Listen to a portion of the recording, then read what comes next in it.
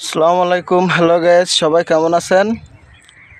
এখন আমরা আছি বাঁশখালী বাহারছড়া সমুদ্র সৈকত পয়েন্টে। তো ঈদুল আজহার বন্ধ উপলক্ষে আমরা একটু ঘুরতে বের হলাম। আমার সাথে রয়েছে, এই যে দেখতে পাচ্ছেন, দুজন খুব প্রাণপ্রিয় বন্ধু, একজন এমডি হোসাইন, আরেকজন মোহাম্মদ ইউনুস, সৌদি প্রবাসী।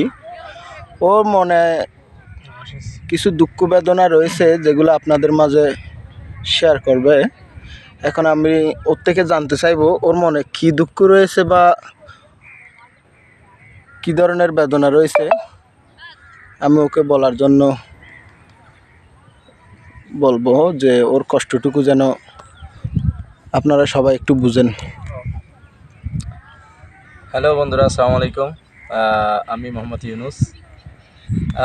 হামিদুল ভাই আসলে জিজ্ঞেস করতে হয়েছিল আমার মনে কি দুঃখ। দুঃখ তো আসলে আছে, কারণ সব প্রবাসীরা বাড়িতে আসে কিছু সময় কাটার জন্য। ভালো সময়টুকু এখন চলে গেছে, খারাপ সময়টা মনে আসছে, কারণ যাওয়ার ফ্লাইটটা কাছাই পড়ছে।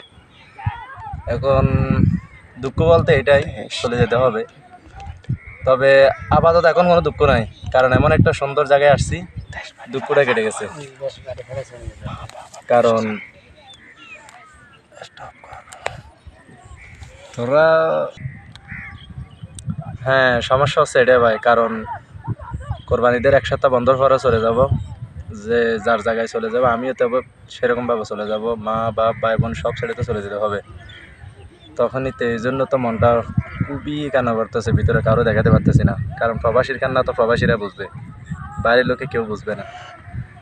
কিছু দুঃখ কাটানোর জন্য সাগর পাড়ে আসলাম। আলহামদুলিল্লাহ, খুবই ভালো লাগতেছে। সবাই দোয়া করবেন আমার জন্য, আল্লাহ যেন সহি সালামত যেন বাইরে যাইতে পারি। হ্যাঁ, আমার প্রাণপ্রিয় বন্ধু মোহাম্মদ ইউনুসের জন্য সবাই দোয়া করবেন। ও দেশে আসছে এই ছুটি কাটানোর জন্য। ও ছুটি প্রায় শেষ। ও দেশ বাড়ি, মা বাপ, আত্মীয় স্বজন সব কিছু ছেড়ে প্রবাস জীবনে পাড়ি দিবে। সময় কাছে একদম ফুরিয়ে গেছে। কোরবানি ঈদের বন্ধের শেষে ও চলে যাবে। সবাই ওর জন্য দোয়া করবেন।